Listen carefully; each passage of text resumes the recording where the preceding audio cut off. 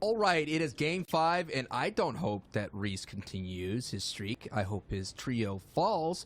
But one thing that's interesting, though, to bring up is Doom's Domain and Stark Industry. Those teams that have been fighting there, we're seeing this so much volatile, volatile movement in the leaderboard. We're seeing Mongrel and Tayson and Mitro unable to pick up some crucial points because they went down early because Mongrel was all by himself. And on the flip side, at Doom's Domain, Benji's trio has been so volatile on the leaderboards, coming in, finishing 5th, 4th, but in the couple of last 2 games, finishing 30 and 31st. So we're seeing sometimes, playing for those highly contested vaults, the POIs, sometimes they giveth and sometimes they taketh. And if you look at the historical, matches throughout those times, you're seeing that people will have these kind of lulls or those 50-50 games where they go out in those high numbers, but then they'll have those pop-off games. And in a 12-game set, can you do it multiple times is going to be that key question. And again, this is day 1 and we still have day 2. And this is Reese's pick as 4ZR's trio. And this is really nice here. Totally uncontested. Completely uncontested over in Sweaty Sands. And there's been a couple of analysis done across the community about whether or not it's better to be able to alpha up one of those mythic POIs or getting a larger POI uncontested. And generally it seems like it's leaned to be about 70-30 towards the uncontested major POI being better than you getting a mythic POI, say 6 out of every 10 games, because a usual one of it, like a trio cash cups or a solo cash cup or kind of the other competitions revolve around the 10 game kind of format rather than the 12 game. So if you're able to get it about like 75% of the time, you're still generally going to lose out in not all circumstances, but most circumstances to a trio who's completely uncontested, just because those couple of games where you're not able to really effectively get out there and make use of the weapons really end up holding you back. But right now on board here with the Doom's Domain fight, we've talked about it, just the Titans who are over here between Aqua, Reza, Noah, Riley, Fletchy, Savage, and Benji Fishy. Right now Noah, though, going to work, and he's going to have to make it a clutch himself because both Aqua and Razon have been taken out. We've already seen them capable of coming up with a 1v3 clutch. It was Razon last time. Will it be Noah this time, or will they be able to close out? A huge 120 coming through, but not able to find the follow-up. That is so unfortunate. He had a window where he could have immediately taken that fight and closed it down. It is just the 1v1, and it is Savage versus Noah Riley, one of the oldest guard against kind of some new blood, who's been playing much more aggressive, and Noah Riley takes him out and cleans it up. He says, Doom's Domain? Nah, it's our domain. Gets the reboot cards. He's going to get his squad members back up. 3 points going over to them, and more importantly, a quick resolution to the Mythic POI fight.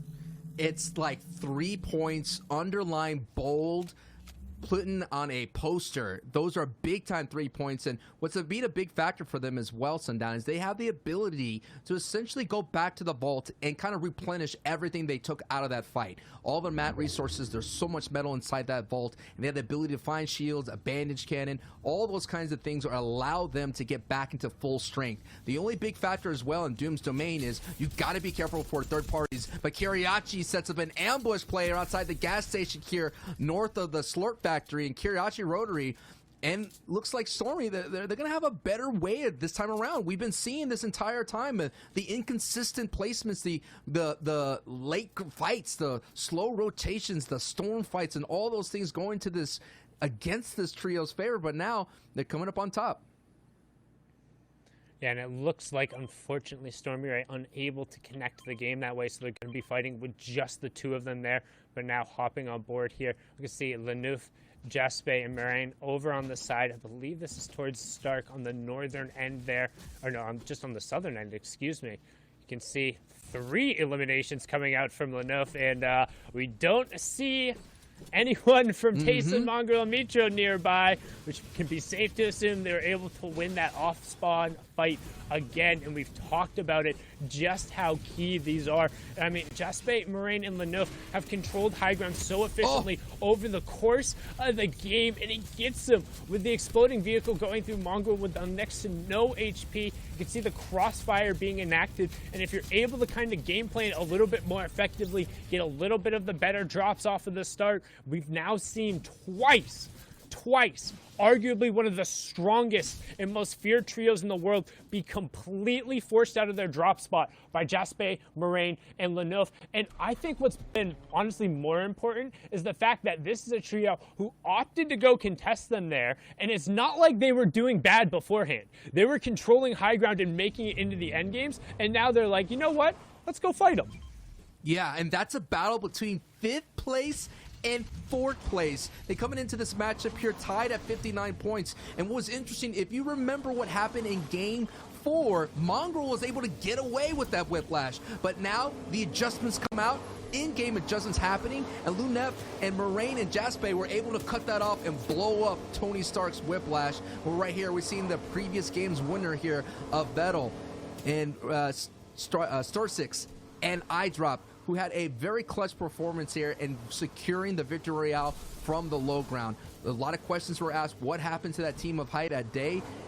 I mean, it's hard to say, but sometimes when you're in this high pressure situation, I mean, you had to feel confident going down. They went for the surprise harpoon. They saw the fresh builds, and usually that is a great play to make with the harpoon. And unfortunately right now, they're having some car troubles as they're going to get, you have to be careful. We already saw the explosion on Mongrel's whiplash, and that bear truck may go down, but look at this. What a crazy situation up here in terms of just having this fake bases coming on up. I mean, we have seen that strategy as well, but you have so many builds coming out here from this Build by Legends trio. Yeah, and you can see them trying to, generally when you see ramps like that, what that signifies is there was at least a player who was taking pop shots on the opposite side, because you don't want to move down one of those giant rotations because you're effectively just a backdrop against the green, and any of those skins is going to stick out. But you can see Slicks trying to trade some shots across there.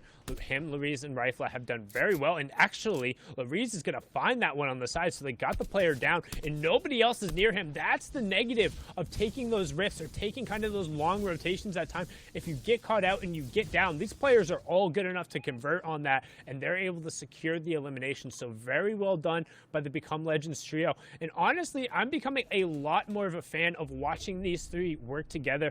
I don't think they've been trioing for a super long time, as far as I know. I'm pretty sure Lariz just recently converted over to actually playing kind of on the PC track this time. As far as I remember, he's somebody who was really prominent more so on the mobile console track. But the fact that they're playing so well together, I've always been a fan of Rifla individually, but now we're going to hop on board with that first place team for ZR, Nate and Kezix in a fight over here on the side and trying to resolve it quickly. Some crash pads coming out, which to me indicates this player just wants to get out of dodge and disengage. And Kezix says, well, two can play that game. You can try and get away, but I'm going to close that gap. A great shot coming out there from the Epic Pump Shotgun, and they're just going to chase him down. Shakedown coming through as well. A little bit of an obnoxious fire trap there, but that's all it's going to be, is a little bit obnoxious, and a good job also getting the 200 pump there on the bottom. You can see Kezix has won the first game of the FNCS qualifier, 2 FNCS in a row. So, making sure he probably feels pretty good about that,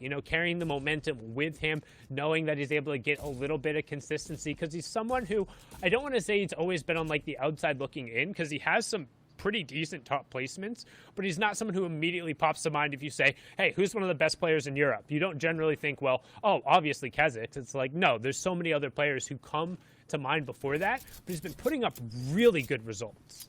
Yeah, and he has a strong trio of Nate being the FNCS Duo champion. They did really well in the Omar Cup. They've been doing really well in the Chompers Champions Cup, coming into second place back in June. A team that I've been rooting for is Thomas HD, trying to get off the map a little bit here with only 38 points. But again, this is only game 5. We have so many more games to go, and we have a completely other day of action here for you here at the FNCS broadcast booth.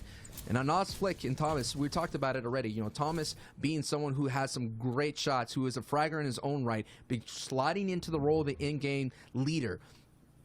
That is going to be a factor going forward to seeing like how these roles kind of, evolve as time goes on. And sometimes we've been seeing that as well in the NAE side of Booga, going from an in-game leader, going back to fragger. So many people are trying to find that chemistry, and we're seeing some great chemistry right now. Shio talked about all the science, and when it comes down to it, it's about being hot at the right opportunity and maintaining that heat. And that's what it's all about, as you can see. We pan away from the Dutch trio who set up at the Authority and had it basically uncontested the entire time, over to Jimpin, Bevies, and Milo, who honestly we've seen have a really hard end of it so far. They were fought away from both Slurpee and down at the Fortia. They've been caught a number of times on the outside looking in, and right now trying to make one of kind of like the scavenger rotations. It seems like they're just content to get whatever they can off of the sides. But right now, a number of players rotating late through Stark, seeing again whatever they can get left over, because sometimes that's one of the few places on the map where there's going to be a couple of good things left over generally. But right now, our number one team caught in a duel towards the outside, and go ahead, get your bingo cards out, because we got another storm fight going on. But it looks like they're going to take advantage of it. 4ZR getting it down right there. They're going to get the shakedown, reveal where those enemies are, and Cartoon will be the first one to fall, as Nate is going to continue the pressure. The opponent hiding in the cone and just trying to get away from this, honestly. Yeah, absolutely. And the rotations, they're so familiar, and that's why you're seeing so many of these squads trying to consistently alpha or make sure they get that POI that they're so familiar with. And you mentioned teams already trying to scramble and find a different one, and it's only game 5 out of the 12. So you're going to try to figure out, is it worth staying on here, as Amplify, ADN, and Matzo here have themselves a situation as they're looking for the pinch here, setting up on some high ground opportunities here, as Amplify does get one already, a victory royale for this trio, and they're looking a way to climb up the leaderboards, and they're just sitting in the top 3. So this is our top 3 trio right now. A nice 2-piece for Amplify, as he's amplifying the damage output and racking in some nice eliminations for the trio, and that's going to be a 3-pointer right there, and already they're getting closer and closer. Some interesting names at the top 3 as we're going to go on. We have Kenzix, 4ZR, Nate at number 1, iDrop and Vettel and Star6 at number 2, and of course in 4th place is Mongrel, Tayson, and Mitro. But already they were taken out of this fight by the 5th place team going into this game, Aluneth, Moraine, and Jaspe. In 6th place is Advise, Jachu, and Paco, who've been doing really well. And of course, the new fans of Sundown from Building Legends of Rifla, Slicks, and Larice, who have been very intimate in playing with each other. They were teammates in the LAP FNCS trio, so they've been coming in a year long of engagements, romanticized and unfolding in a beautiful way here in today's FNCS. Interesting. I'm trying to figure out which events then, or if I'm thinking of a different player in terms of Larice. But the Become Legends trio has honestly been very impressive, and you can see a nice little 3-2-1 coming out there. Are they able to finally convert on it? The 54 white tag coming through, and that's Prago going down on the opposite side. You're going to try and collapse here. They're doing a good job making sure they close it, and again, line it up. I would have preferred, again, to have seen the pump shotgun shot coming through, but seems like they're not overly worried by that Storm Surge coming out right now. But I mean, honestly, a really good job of making sure you just catch that player unaware. We talk about just not doing the absolute minimum and covering your side when you're rotating. Kind of falls into that regard. They're going to have more than enough materials to just tunnel their way in right to the edge and take whatever surplus from that they want.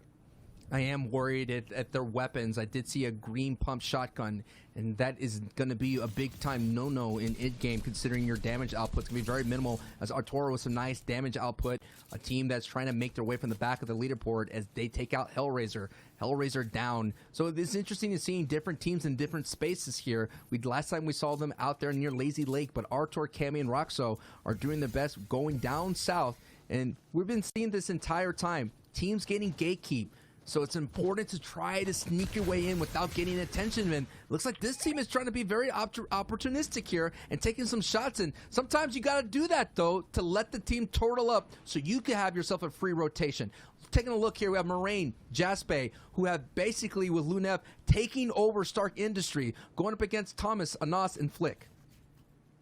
And I do want to apologize. I was totally confusing Larice with a different player. So going across, not somebody who come from the console mobile track, somebody who had duoed with Bella EU before, somebody who we've seen both at the top in solos and duos, a little bit more of a passive player, somebody who would generally play kind of for placement. So I think it makes sense him rotating into this trio, and they have had a lot of experience going on together. So just a little bit of a misspeak and correction going on there, confusing him with Leroy, who is somebody who played over on the NA East side and did console and mobile and recently made the switch. So just wanted to get that correction going through here, as now we can see Moraine, Leneuf, and Jaspe, who again have done a really good job in terms of maintaining control over the lobbies as we rotate into the 5th and 6th circle. They're not always able to maintain control of the high ground all the way to the end, but the fact that in almost every single one of the games they've been at the top or contesting for it at 5th and 6th circle means they're executing on their game plan incredibly well, and it's turning into a top performance from them so far. But now on board here, Thomas HD, Anas, and Flick trying to get in on this lobby focus as a team is being held right on the edge here, and you can see the number of tags coming through. Will they be able to convert it into anything?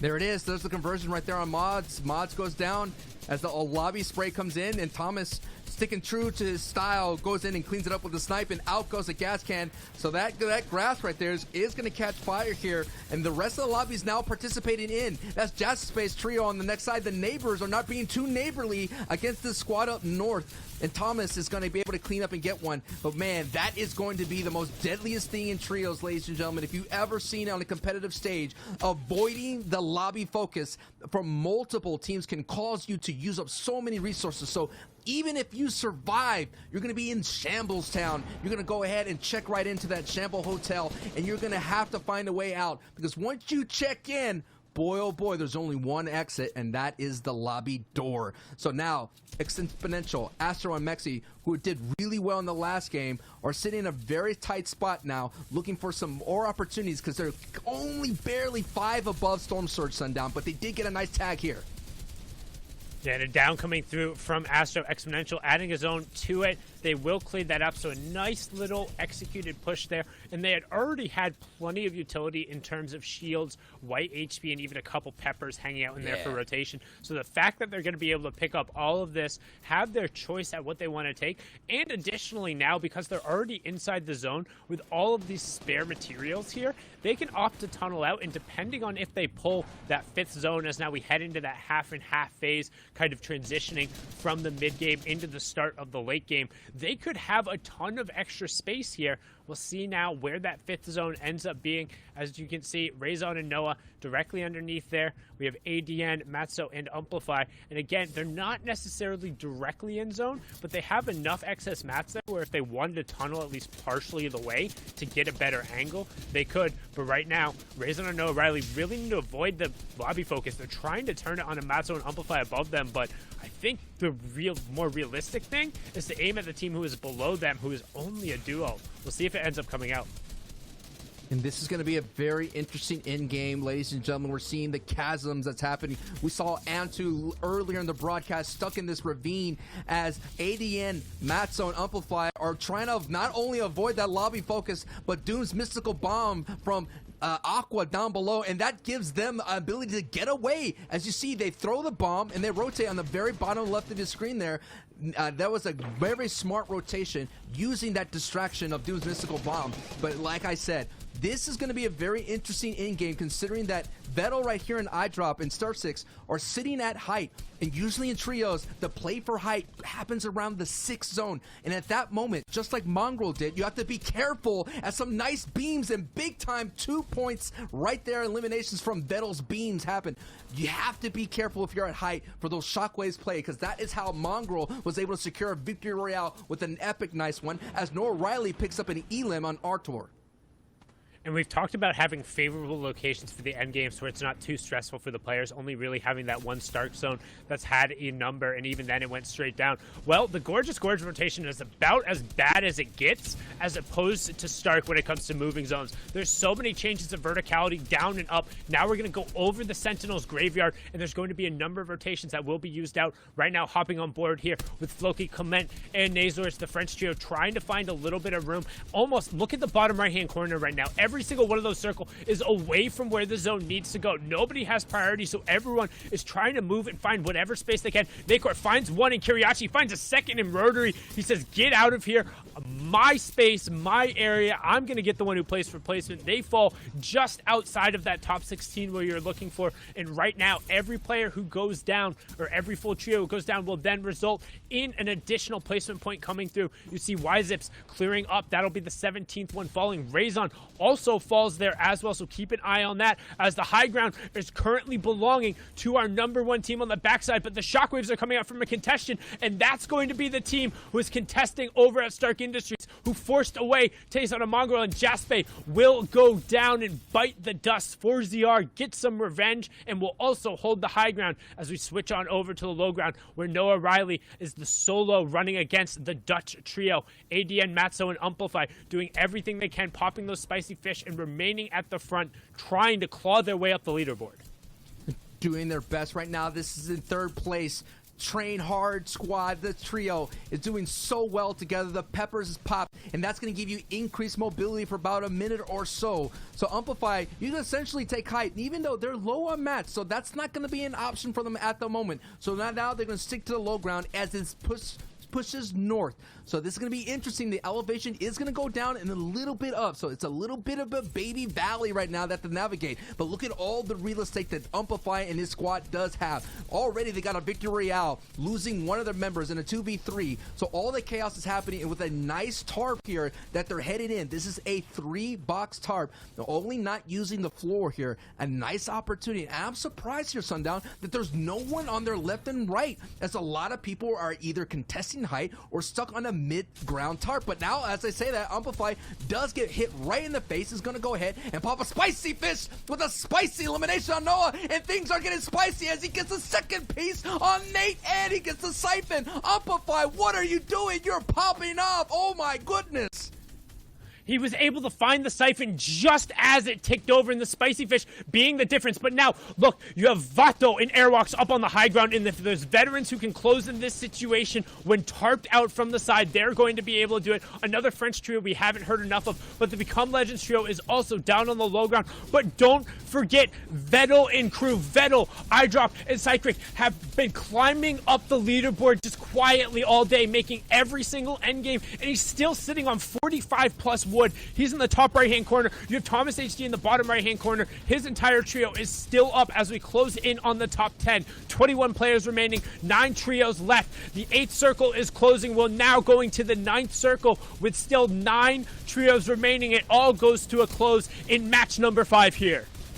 And the question is, ladies and gentlemen, does height have enough mat endurance, the stamina to hold on? Leo, Bato, Airwax is doing their best, and we're seeing Thomas HD on your bottom right with Anas tunneling in, doing their best as well. Vettel doing really well on the low ground. So you have a pitcher at height, a pitcher in mid-game, and mid-ground and low ground. As Thomas, he gets shockwave out, but height does go down. But Thomas has to make his way in. Thomas is doing his best, and he does get in. He does have a lot of mats at the opportunity to hold on as much as possible. As we're taking a look at the zone, it's going to keep going down a little bit into a valley, and that's going to be an opportunity, though, for Thomas to pick up anybody that goes down in shambles. As iDrop gets dropped. Vettel now on the ropes as well, but he gets a big-time elimination in himself and gets that HP, but Vettel has to do his most, and down goes Vettel with a big-time elim right himself. So now here we go. All the chaos is unfolding right here, Sundown. Bato is still alive, as you mentioned, but Thomas and Anas, now it's Thomas all by himself. It's a 1v2 situation.